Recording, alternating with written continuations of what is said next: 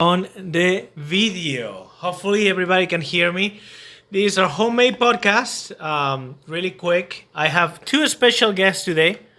Before we get into that, this right here is the microphone. So when you talk, you wanna get close to this. We don't have three microphones, unfortunately. So we're gonna use this. Is gonna be our microphone. You guys see this dot right here? For the people watching us in YouTube, that dot right there means you tag to this. That way the video can pick up the sound. Okay? Does that make sense? So when you say something, don't say it this far away. Try to get close to it. That way people can hear you better. Close to this. Okay? Okay? Does that make sense? Yes. All right. So I thought that this would be a good. A good topic. Rocco is 12. 7 is 10. Am I correct? Yeah. So this is Rocco Dueñas and then 7 Dueñas. And the reason I brought them in today is because I think that there is somebody out there that needs to hear this. That way you don't feel alone. And Rocco is going to fourth grade? What? Fifth grade? Sixth grade? I'm in seventh. Seventh grade. This is when I can say I'm a horrible dad for missing that one. And seventh is going to fifth grade. Yes, I got that right. So the reason I'm bringing them up today to a podcast today, and we're gonna try to keep it at 20 minutes because I my limit is normally 10 minutes, but I already feel that things are gonna go a little bit longer. So today's what I want to talk about is about your school life. We're a Christian family, and there's some things that we don't do that I've noticed that a lot of people, a lot of kids at school do. And we're going to talk about those specific things. First of all, we're going to talk about swearing. I want to know the experience of swearing for Rocco and Seven. So Rocco, let me ask you. We're gonna start with you. By the way, how do you feel? Good. Yeah. We're gonna talk close to the microphone. Yeah. Okay. So let me ask you. In your school, do kids swear? And if they swear, what do the teachers do? What do the parents say? What do you say? Have they ever swore at you? I mean, what's your experience about swearing? Do kids swear at school?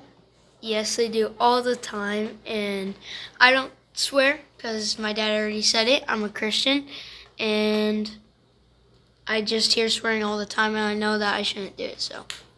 Now, I mean, I don't know if I should say, because we're Christians, we don't swear, because I'm pretty sure. Is there any Christians at school that swear? What about your experience, Seven?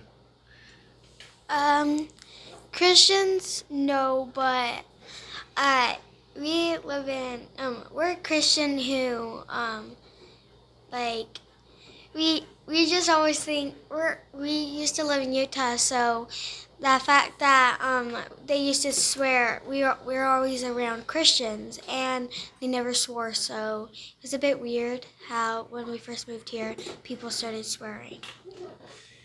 So let me ask you this: out of say 20 kids at school, how many of those kids are constantly saying the F word, the S word, just going off? I would say 19, well, 18, because I think there'd be one person that doesn't swear, and me, and the rest of the 18 swear. So you're telling me that out of 20 kids, 18 kids are constantly saying some kind of bad word in their mouth. Yes. And this is just to you or to grown-ups? It's just me, but the grown-ups, they do say the G word, and if any of you guys don't know that, we have another word that not a lot of people know. We don't say, oh my God, and yeah. What about you, Seven? I mean, what's your experience? Out of 20 kids, how many kids would you say that actually swear at school? So I'm still in elementary, so we're still pretty young, but as like the time we get older, I'm pretty sure it'll be probably like 18 out of me and somebody else. But right now it would probably be like 2. out of 20 kids. I mean, to me that sounds kind of crazy because as a parent, I don't know. I mean, I guess everybody has their own opinion about swearing, but as a parent, I feel very insulted that I put so much effort to raise my children, to teach them values, to teach them not to lie, not to steal, and then I'm sending them to the, I don't know how to say this. Like, I put all these values at home, and then I'm send them at school where they should have minimum values. I mean, swearing shouldn't be that complicated. Kids should be told at school, hey, you shouldn't be saying the f bomb out there. But then they say it. They don't, of course, probably won't say it in front of the teachers, but they say it when they're alone, right? Yeah. There's been a couple of times where they said it in front of the teachers and they went to the principal's office. Well, so some people don't have mothers and dads who treat them good and teach them. Like, there's one kid in my class who speaks very disrespectful to my teacher last year. So sometimes it's a bit different, and I wish that like everybody could have parents who love them and can teach them. So let me ask you a question for you guys. Apparently, it's inevitable that especially when you go to a public school, I mean, you're gonna be facing things like you probably still haven't yet, like drugs, alcohol, sex, everything that falls on top of you, of course. But in your opinion, what do you do about the swearing situation? What have you been doing? How have you been dealing with this? For me, I let it go and I just walk away from that person. Or if they swear at me, I don't try to keep creating keep helping the fight get bigger. So I just walk away. What about you, Seven? Me, I would personally I just sit there and think, okay, to me that's wrong, and they don't know that, so, and I just think, sometimes I'll walk away, but sometimes I'll be like my friends, and I'll just stay quiet. And of course, swearing is just an example. Because what other things do you see at school? Do you see? I mean, what other problems would you say that you find at school? I find a lot. I mean, there's a bunch of kids that watch porn and a bunch of other kids that masturbate and stuff. And it's really difficult to stay at school knowing what the kids do. And I would say that's the two biggest. What about you, Seven? Is that the same experience? Do you have the same thing?